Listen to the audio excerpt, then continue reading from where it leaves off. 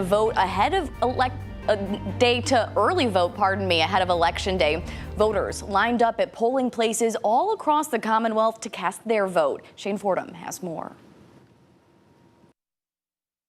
Well, even though today was the last day to vote early within the early voting window, to many it felt like Election Day because of how long the lines were at the polls. Polling locations across Hampton Roads had voter lines almost extending into the parking lot today, including here at Portsmouth City Hall, as the line to cast ballots extended outside, wrapping around the outer courtyard area of the building. Portsmouth Registrar Alex Abel says today and Friday were the biggest turnouts that she has seen this week.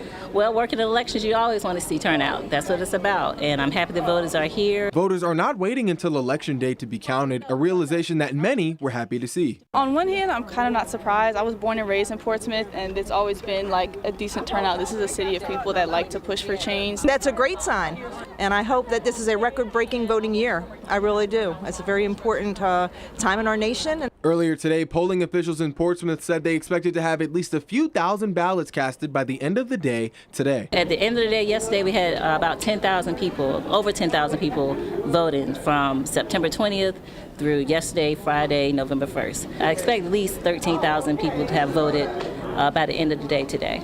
Early voters in attendance understood the importance of their ballots. Many people are hurting. I'm one of them. It decides your economic status, for the next 4 years. When you vote, you're not voting just for yourself, but you're voting for your family also. Polling officials here at Portsmouth City Hall finished collecting ballots around 7 p.m. earlier this evening, just 3 days away from Election Day on November 5th. In Portsmouth, Shane Fordham, 13 News Now.